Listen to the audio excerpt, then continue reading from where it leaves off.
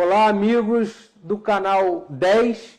Estamos iniciando aqui mais um Divã Social aqui no nosso canal 10 e hoje nós vamos falar sobre um tema importantíssimo. Para isso a gente trouxe o nosso convidado, que é o Dr. Vitor Hugo, doutor em História pela UERJ e que vai hoje discutir com a gente que Brasil queremos construir e que Brasil estamos construindo. A gente vê hoje um cenário de muita apreensão, né? Não sabemos exatamente o que esperar do nosso futuro, mas um sentimento, ele é quase unanimidade entre os brasileiros. Todos nós queremos mudança. Dr. Vitor Hugo, muito obrigado por estar aqui com a gente, por ter aceito o nosso convite para participar aqui do nosso Divã Social. E antes de a gente entrar propriamente na nossa entrevista, a gente quer conhecer um pouquinho do seu histórico profissional, da sua formação. Conta pra gente um pouquinho aí desse percurso. Sim, perfeitamente. Primeiramente, agradecer ao seu contato, Dr. Alan, por essa entrevista, a todos do Canal 10, a todos do Divã Social que assistem às quartas-feiras, às 7 horas, agradecer por essa oportunidade de demonstrar o nosso trabalho. Eu sou o professor Vitor Hugo, dou aula de História e Ciências Humanas há 15 anos, estou completando 15 anos esse ano. Minha formação foi uma formação pública, praticamente desde o 7º ano foi em escola municipal, em São Gonçalo, e depois eu parti para a universidade pública. Eu não tinha condições de bancar uma faculdade particular, e aí fui para a Faculdade de Formação de Professores da UERJ, lá em São Gonçalo. Depois disso, eu me formei e parti para o mestrado, já nesse meio tempo trabalhando, dando aulas em cursinhos, cursos comunitários, pré-comunitários. Fui para o mestrado na área de História Política, que é um tema que eu me apaixono muito, gosto muito, com especificidade no século XIX. E casei, aquela coisa toda, dei uma pausa, 2 anos depois entrei no doutorado da UERJ também. Eu sou da UERJ praticamente uns 15 anos de História. E no ano passado eu defendi a minha tese sobre um historiador, que é considerado o pai da história do Brasil. A gente vai ter a oportunidade de conversar hoje sobre ele um pouco.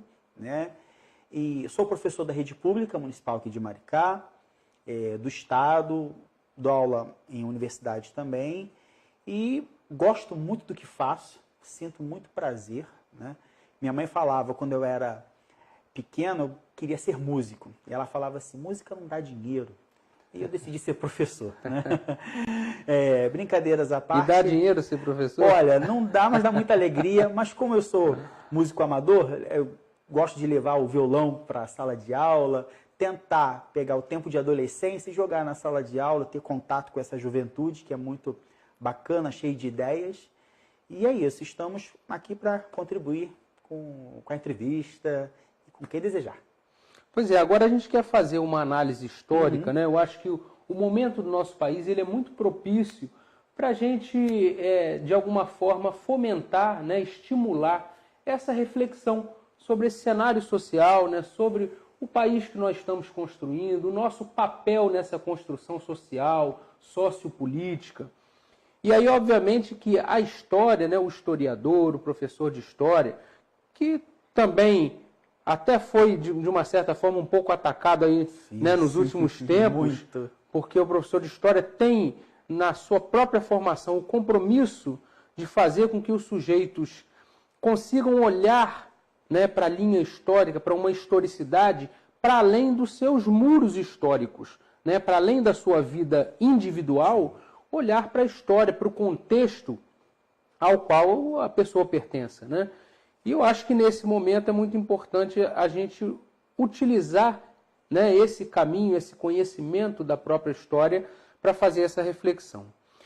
A gente percebe um país um pouco dividido, professor? Quer dizer, existem aí segmentos e linhas de raciocínio e até de posição política que criam antagonismos muito potentes hoje no cenário político e sociopolítico. Qual é a sua leitura sobre essa divisão no país? O que aconteceu efetivamente com a nossa nação? Pois bem, essa divisão que a gente sente hoje na pele, né? Por exemplo, ao defender uma determinada ideia, seja qual ela for, né?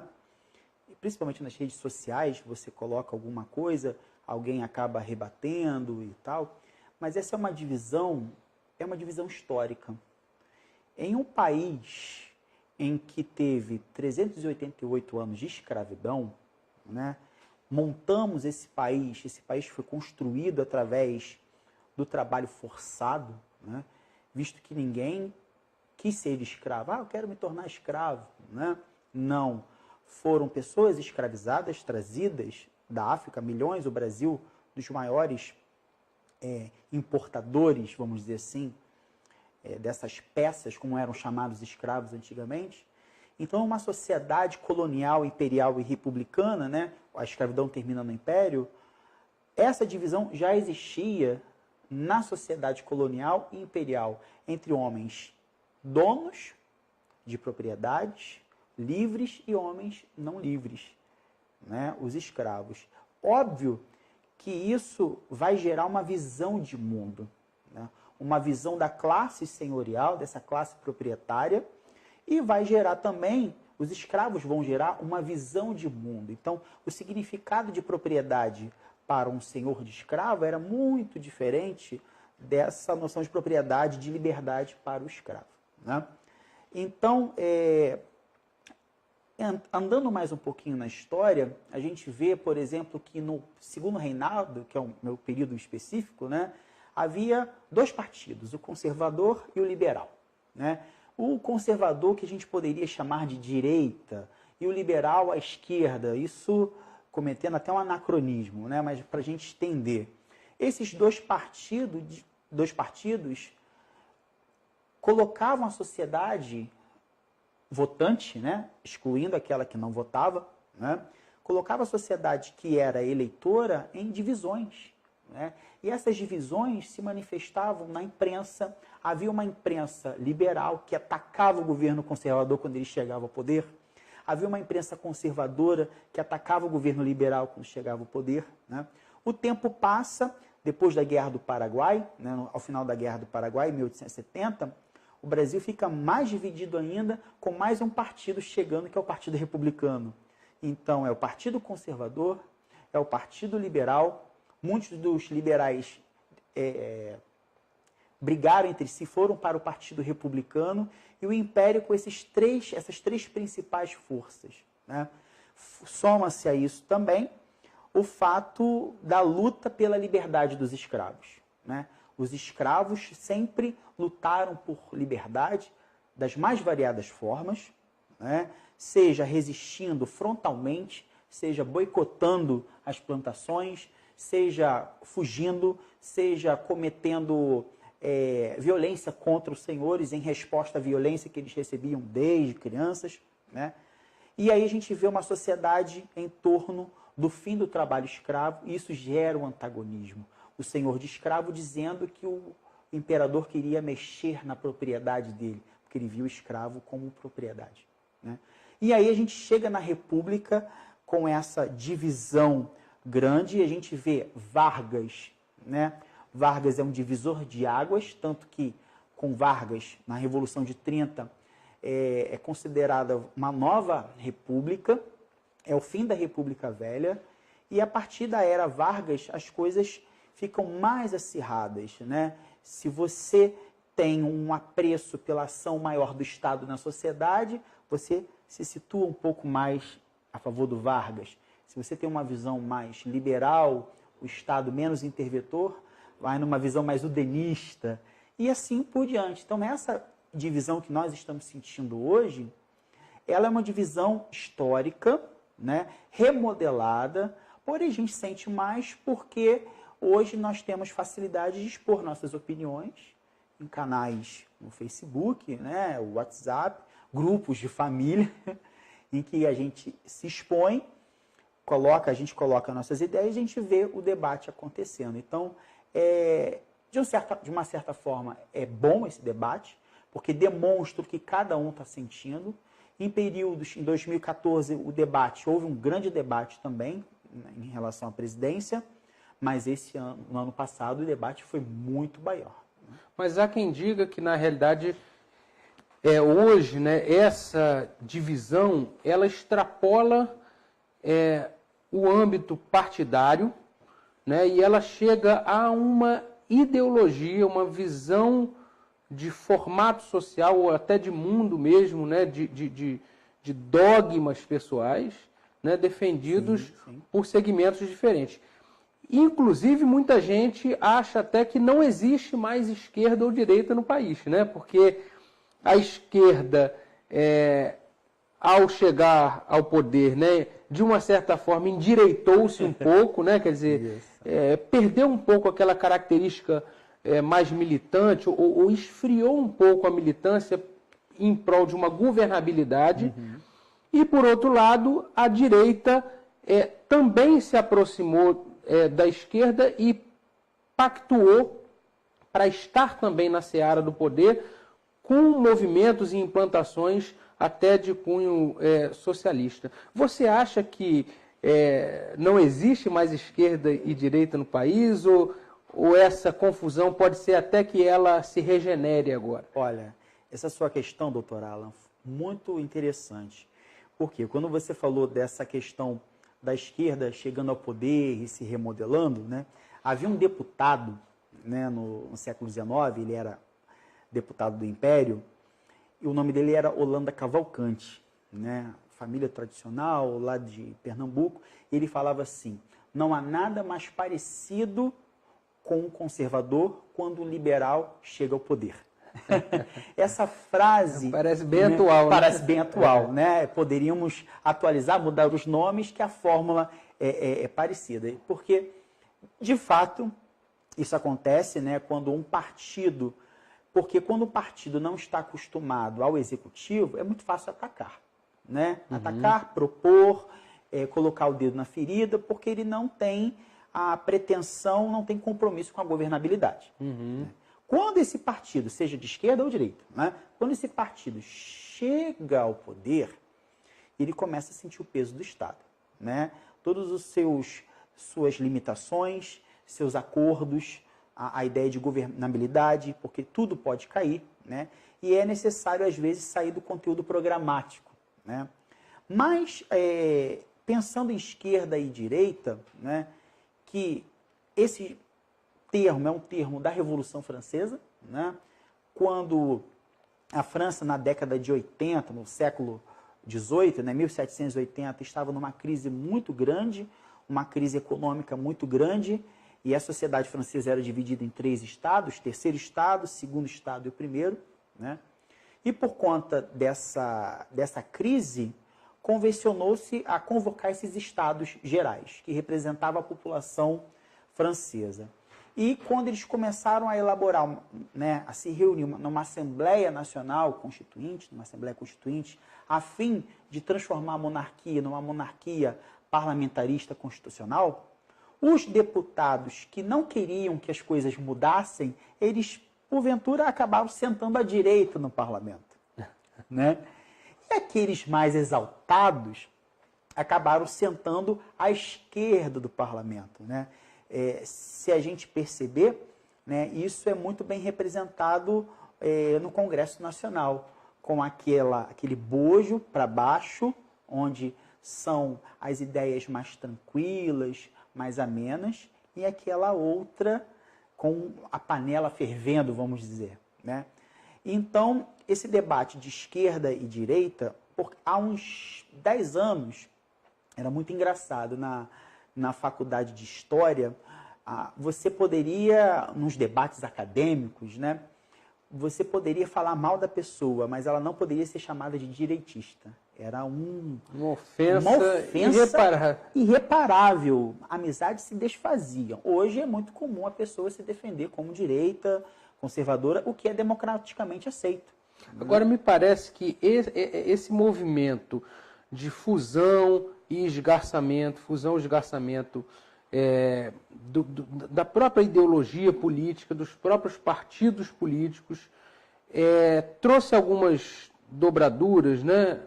Algumas anomalias que talvez tenham sido instanciadas numa certa profissionalização da própria corrupção, né? Ela se tornou algo ali de um movimento quase que instituído no meio político. E isso teve um peso muito grande para o cidadão, para o eleitor, né, para o cidadão comum, que de alguma forma vem reagindo a isso, né, e estranhando, né, a partir do momento, principalmente, que isso tomou o vulto da informação pública, né, da publicização dessas informações. E talvez isso esteja gerando na população o ódio, o extremismo, né, e esse acirramento, né, mais direto, mais agressivo das relações, dessa polarização. Eu queria que você falasse um pouco sobre esse ódio, mas depois dos nossos intervalos, né, a gente vai fazer uma pequena pausa, mas a gente volta já já com o Dr. Vitor Hugo falando sobre a construção do país que a gente quer e a construção do país que nós temos feito. Até daqui a pouquinho.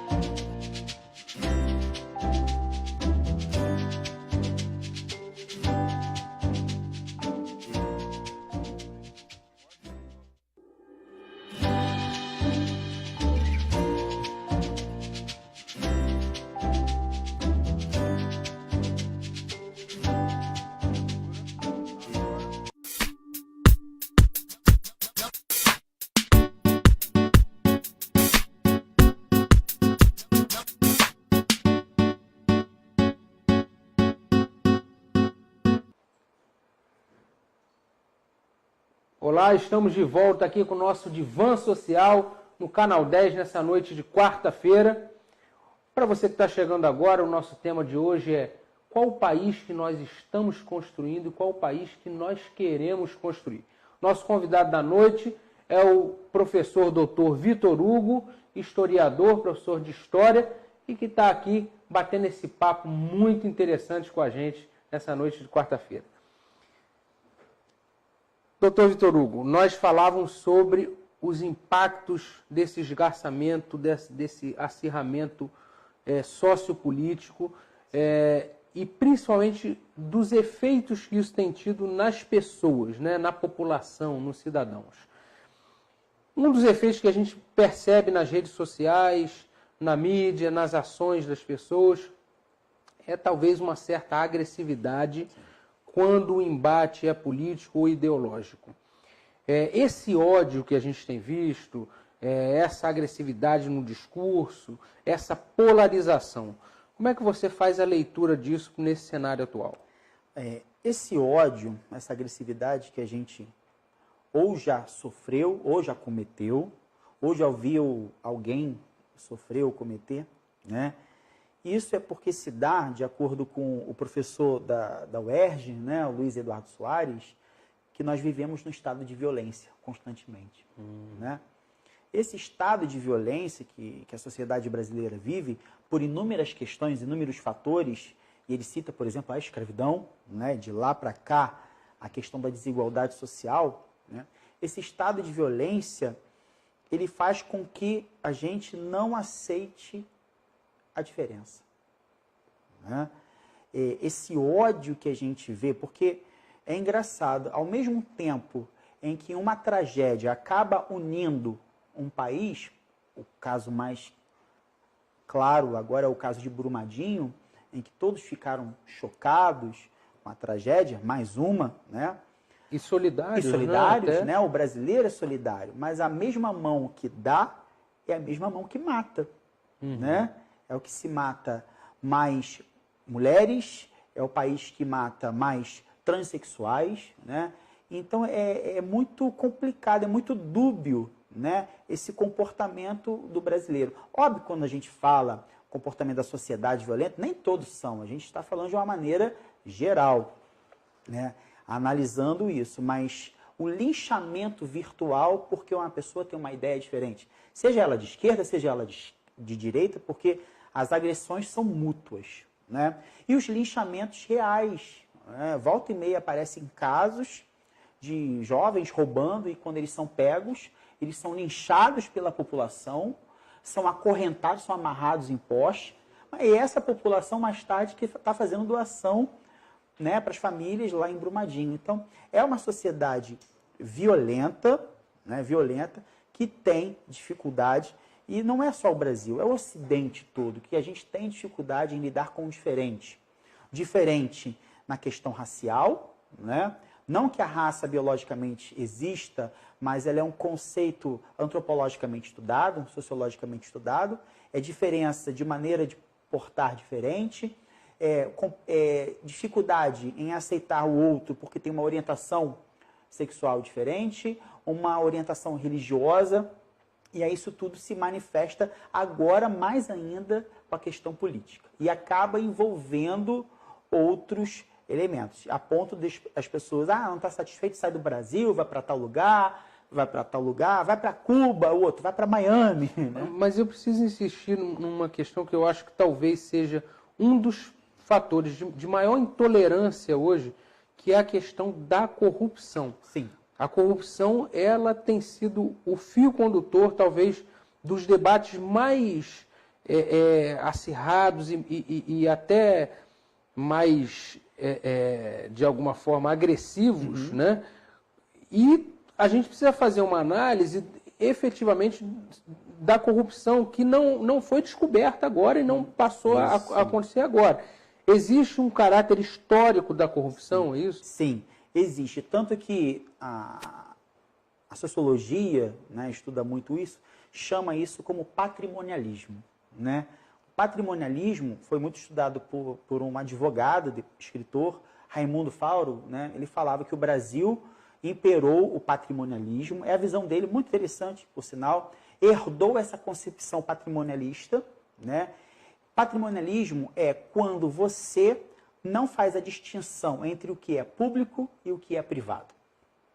Né?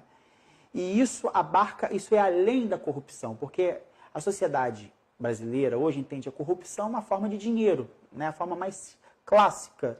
Numa blitz, você oferecer um dinheiro, ou você ser apertado para oferecer, e você oferecer dinheiro para obter uma vantagem. Mas o patrimonialismo, ele abarca a corrupção quando você utiliza o Estado, sua estrutura de Estado, para favorecimento de interesses pessoais ou de pequenos grupos. Né? A pauta anticorrupção, ela também é antiga. Né? Por exemplo, no governo Vargas, né? No governo democrático Vargas 50-54, a União Democrática Nacional pautou muito nessa questão anticorrupção. Que o governo era corrupto, blá, blá, blá, aquela coisa toda. E de lá para cá, a gente vê essa pauta anticorrupção crescer, a não ser em períodos autoritários. Né?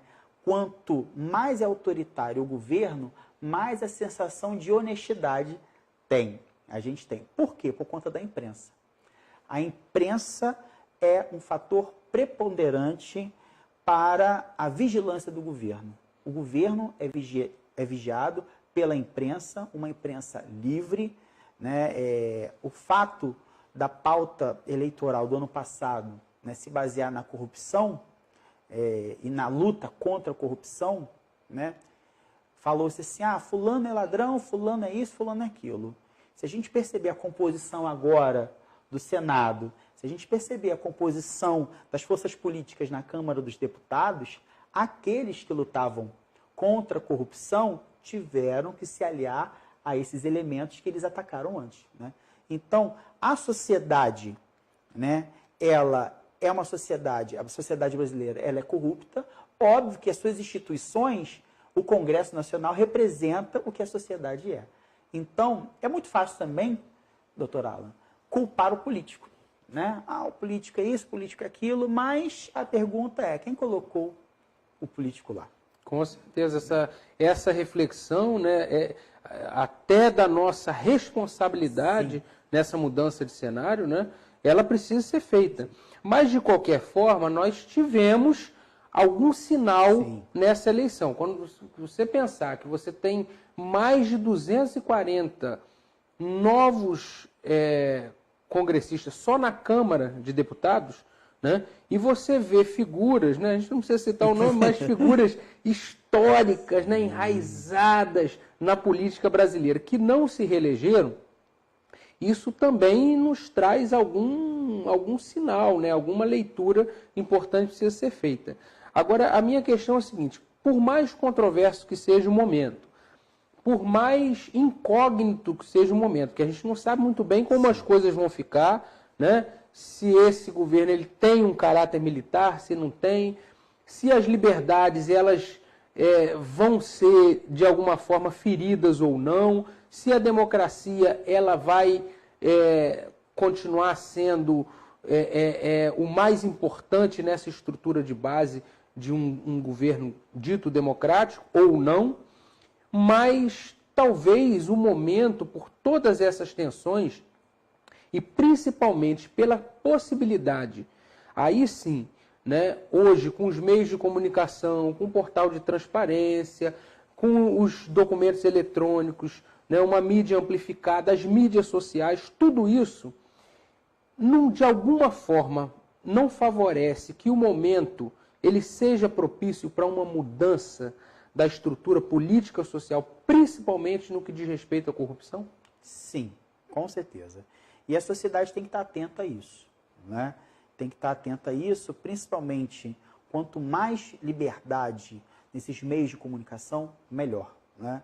É lamentável um fato que ocorreu quando o Executivo modificou a lei de acesso à informação, né? A lei, né?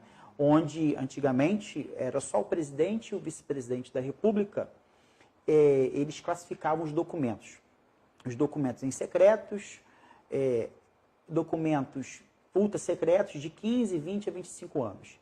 E agora eles fizeram essa alteração em que mais de 1.500 cargos comissionados tivessem essa possibilidade de classificar esses documentos.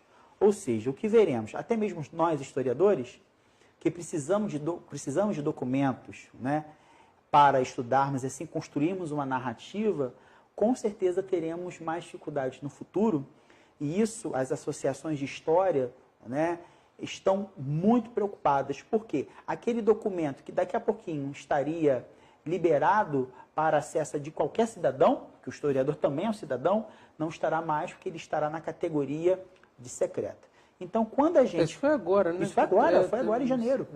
Né? E quando a gente começa a perceber isso, né, a gente fica com receio, porque historicamente, a gente sabe que pode dar. Então, a sociedade acaba não se ligando muito a isso. Até mesmo, por exemplo, um jornalismo investigativo, que é extremamente importante, né? Quantas matérias jornalísticas são feitas com base em acesso a esses documentos, né? A imprensa livre, seja ela uma imprensa de esquerda ou de direita ou de outras tendências, a imprensa livre é fundamental no combate à corrupção. Quando a gente escuta algumas pessoas falarem, tem que fechar tal meio de comunicação, mesmo eu não concordando com determinada revista, determinado jornal, eu preciso defender o direito desse jornal de existir. Porque a partir desse momento que os jornais começarem a ser censurados, fechados, só porque ele é de uma linha diferente da minha, o meu jornal, um exemplo, ele vai ser fechado também. E isso favorece o ambiente para a corrupção. O governo agir, eu estou falando uma esfera nacional, o governo agir sem a população saber o que está acontecendo. Então não adianta valorizar ou criar, né, um pacote anticorrupção e, de uma certa forma, criar mecanismos de uma certa cristalização da informação mais pública. Né?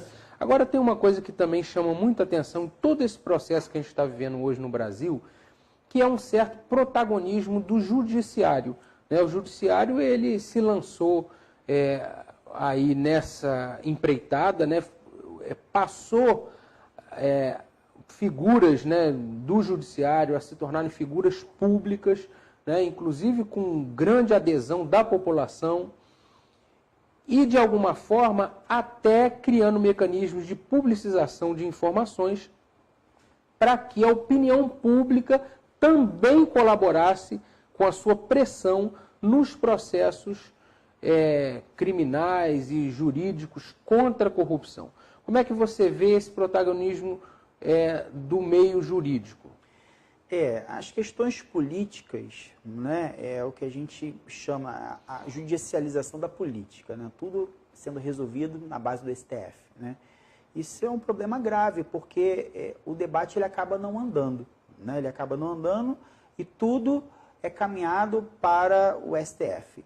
E, infelizmente, a gente acaba até, porque pela Constituição o STF é o guardião da Constituição, né, ele salvaguarda as instituições do Estado brasileiro. Infelizmente, a gente ouve que o STF tem que ser fechado e tal. Não, não é porque o STF pensa de uma forma diferente da minha que eu vou pedir para que seja fechado. Isso saindo da boca de parlamentares, isso é muito complicado, né? É óbvio também que o STF, e não só a gente fala o STF, que é a instância máxima, mas a justiça, né? A justiça, quando ela é simbolizada, ela é cega. Né? E ela corta a todos sem discriminação. Mas é muito comum a gente ouvir isso nos nossos debates na história, que a justiça ela acaba tendo uma abertura na venda, né? Ela acerta mais os desfavoráveis, né? Os mais ricos, os mais poderosos, ela até age, mas com mais demora.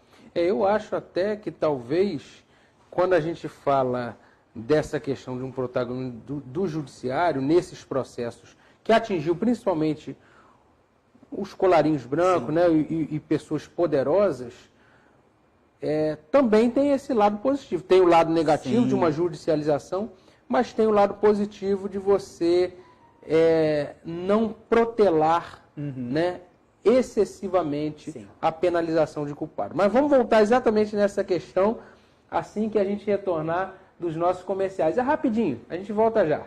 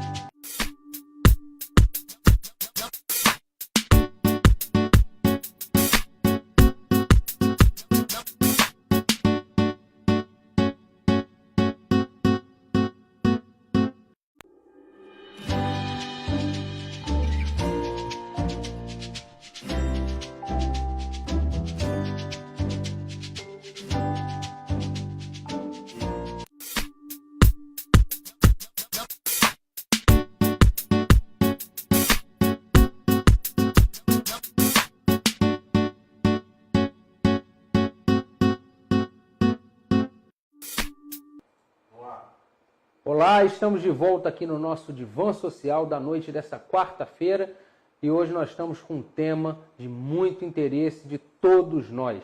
Que Brasil nós estamos construindo? Que Brasil nós queremos construir? Trouxemos o nosso colega, professor Dr. Vitor Hugo, historiador, que está aqui traçando uma linha, uma reflexão histórica muito interessante sobre o assunto. Dr. Vitor Hugo, mas aí fica a pergunta. Em pleno 2019, uma sociedade brasileira hoje, mais de 200 mil habitantes, aonde estão os movimentos sociais?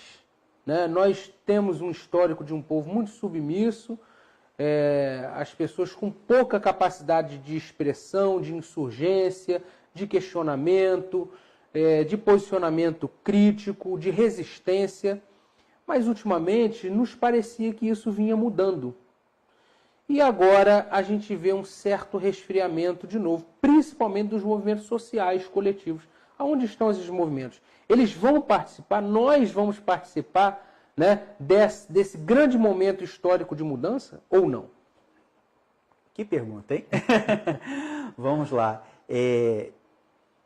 A historiografia, os historiadores escrevendo a história, criaram essa ideia de que o brasileiro é uma pessoa pacífica, e aí, por conta disso, tivemos ao longo de anos ouvindo que o Brasil é uma democracia racial e que brancos, negros, pardos, amarelos vivem harmoniosamente, E o Brasil é um só, é uma pátria e não podemos nos dividir. Esse é um discurso oficial. Esse discurso oficial é importante para a manutenção do domínio dessas pessoas. Mas a historiografia recente vem pesquisando que o povo, quando está insatisfeito, naquela expressão, quebra o pau, Quebra o pau, mostra para que veio. Por exemplo, nós temos, logo no início na República, a população revoltada com a vacina, com o descaso que o governo dava àquela população do Rio de Janeiro, e no início do século eles se revoltando, derrubando bondes, Para vocês terem uma ideia, aqui em Maricá, por exemplo, em 1919, houve uma revolta popular, em que eles viraram o trem, quebraram, por conta do aumento da passagem. Isso deu no estado de São Paulo, Então vocês pesquisando o estado de São Paulo, seus arquivos tem lá, população maricaense... 1919, 100 anos? 100 anos, 100 anos, é verdade. A população maricaense revoltada, É óbvio que, para o discurso oficial, é muito interessante você apagar essas resistências, essas rebeliões, E quando você tem um governo de centro-esquerda, olha, utilizando aqueles conceitos, Um governo que se preocupa mais com os direitos sociais, entende que o papel do Estado é assegurar esses direitos sociais, esses movimentos sociais, eles surgem, eles aparecem. Mas agora, atualmente, os movimentos sociais estão mais vivos do que nunca. O que acontece é que não há um diálogo governo e movimentos sociais. Ou quando há um diálogo áspero. Por quê? Brasília, ela representa um extrato da sociedade. Mas todos os movimentos sociais existentes, ou em Maricá, estado do Rio de Janeiro, ou no Brasil, nem todos esses movimentos sociais estão sendo representados lá. Então, os anseios da população são representados pelos movimentos sociais. Os movimentos sociais, nesse governo, terão muito trabalho, isso sem dúvida, porque eles têm visões de mundo diferentes da visão do mundo do governo. Isso é normal. Entendamos também que o movimento social ele não se caracteriza por ser somente de esquerda. Há movimentos sociais de direita, há movimentos sociais de centro-esquerda e assim por diante. Essa ideia de que o brasileiro é um povo pacífico, é um povo que se submete, é uma ideia que está sendo contestada. Para a gente ter uma ideia, no período regencial, quando Dom Pedro I abdicou do governo de 1831 a 1840, houve 17 rebeliões. Né? Estados do Brasil se separando, não só do Sul, mas do Nordeste também. Então, o brasileiro, ele negocia quando é o momento, mas quando o momento de negociação não dá mais certo, ele parte para o enfrentamento. É porque eu fico pensando o quanto o Ocidente, né, ele tem uma característica de uma produção de desigualdade social muito potente. Né? Ao passo que o Oriente, as sociedades orientais, elas têm uma perspectiva mais de bem comum, né, de dialética social, né, de reconhecimento do outro, do próximo. Aliás, o mundo oriental ele nos traz muitas coisas positivas, né? Eu quero, inclusive, dar uma pausazinha aqui para a gente apresentar para vocês um grande parceiro aqui do nosso município. Vem aqui com a gente. Tenho certeza que o Dr. Vitor Hugo também vai gostar muito aqui. O Kami-sama. O Kami-sama, ele, na realidade, é um restaurante aqui, local, nosso de Maricá, e que traz as maravilhas da culinária oriental aqui para a gente. Né? Então, o Kami-sama, vou passar aqui para vocês. Primeiro, onde vocês vão encontrar essas maravilhas aqui do nosso município. Avenida Abreu Rangel, número 245. Kami-sama Culinária Japonesa. Pessoal, o rodízio lá está apenas R$50. Não dá para perder. Quem gosta de comer comida japonesa, comida oriental, tem que ir lá conferir, porque é, sem dúvida, o melhor restaurante de Maricá. Vou passar o número para vocês, vocês podem pedir também, ir lá conhecer, 3731-0950.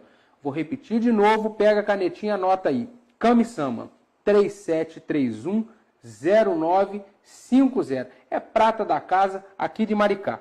Agora, eu vou experimentar, né? Eu também Não vou. dá para falar e óbvio que eu vou servir aqui o doutor, que vai virar cliente fiel lá do Kami-sama.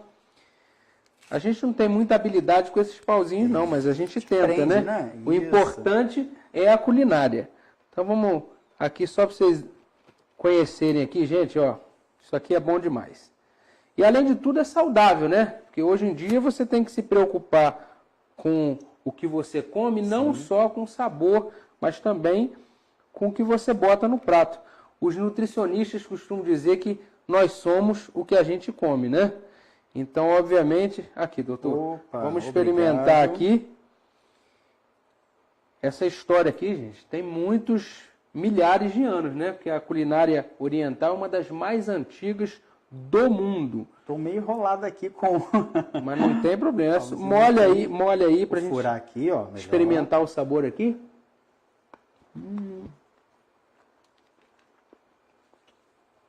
Gente, excelente. Excelente. Kami-sama, aguarda vocês. Vamos voltar agora para a gente continuar discutindo sobre o Brasil. O Barão do Rio Branco falava, né?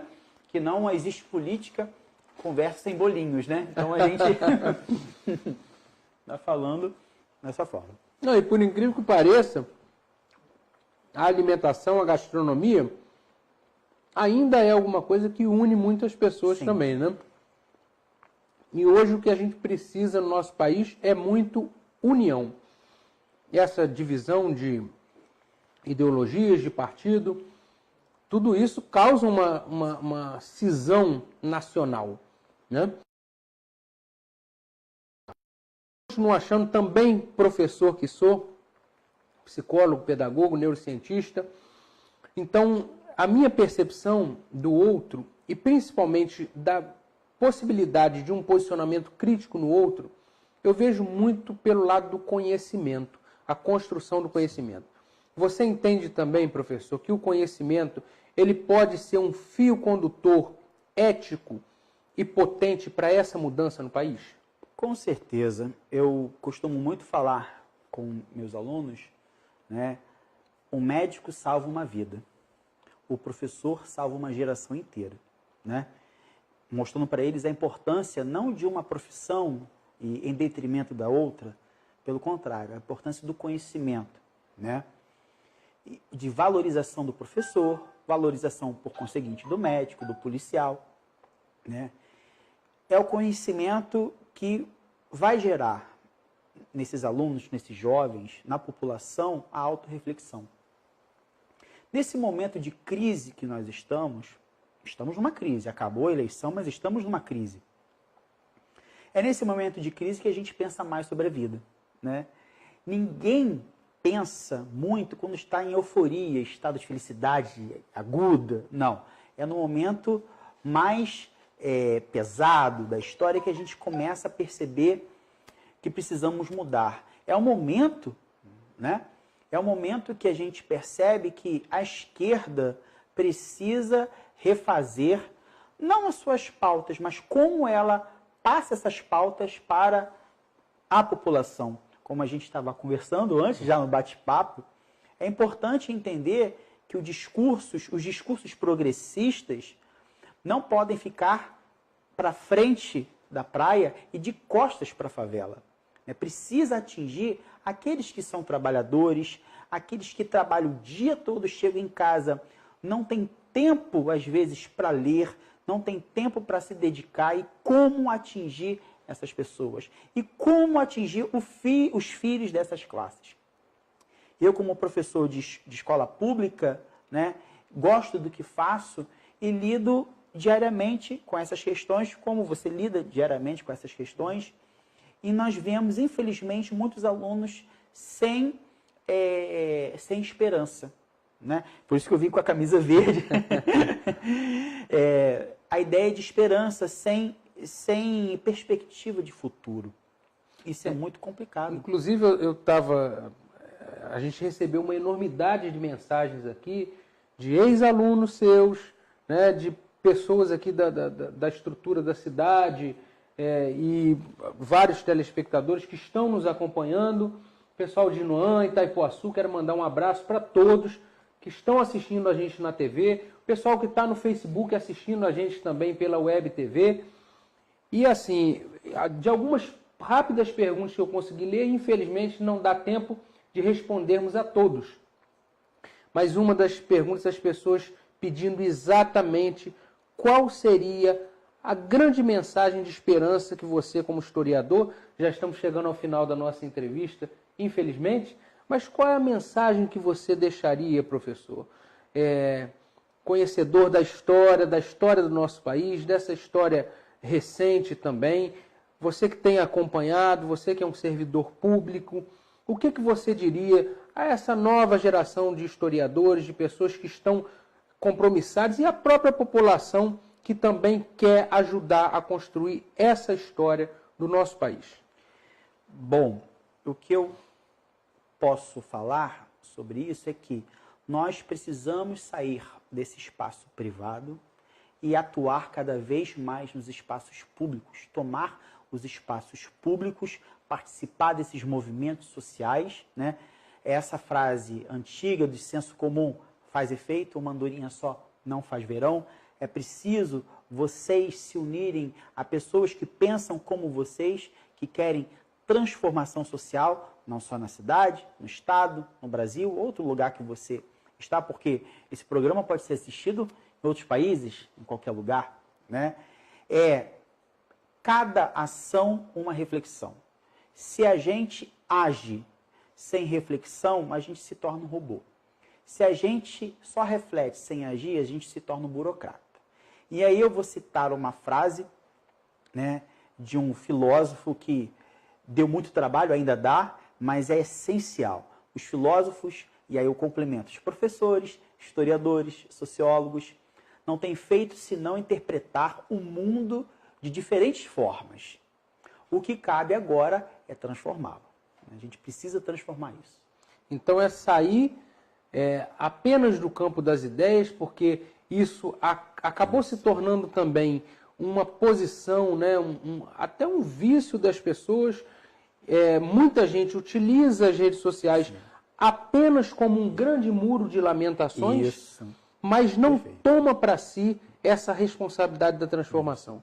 Professor, muito obrigado por estar aqui conosco. Foi uma entrevista espetacular. Eu, e tenho certeza que todos os telespectadores aqui do Canal 10, aprendemos muito hoje com esse bate-papo.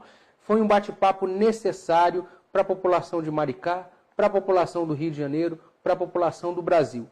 As pessoas que efetivamente têm um sentimento de cidadania, né, um sentimento de patriotismo, mas, sobretudo, um sentimento de humanidade, né, que faz crescer essa percepção ao outro, faz crescer essa sensibilidade à coletividade.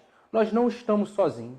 E se queremos construir um país, e se precisamos também nos preocupar com o país que nós estamos construindo, nós precisamos, acima de tudo, valorizar e fazer crescer esse sentimento de solidariedade. Juntos, nós conseguiremos efetivamente construir o país que nós queremos. E aqui, no Canal 10 e no Divã Social, nós temos esse compromisso. Canal 10, com você, em qualquer lugar, a todo instante. Um abraço, até semana que vem. Professor, muito obrigado por estar aqui conosco, tá? Foi um prazer.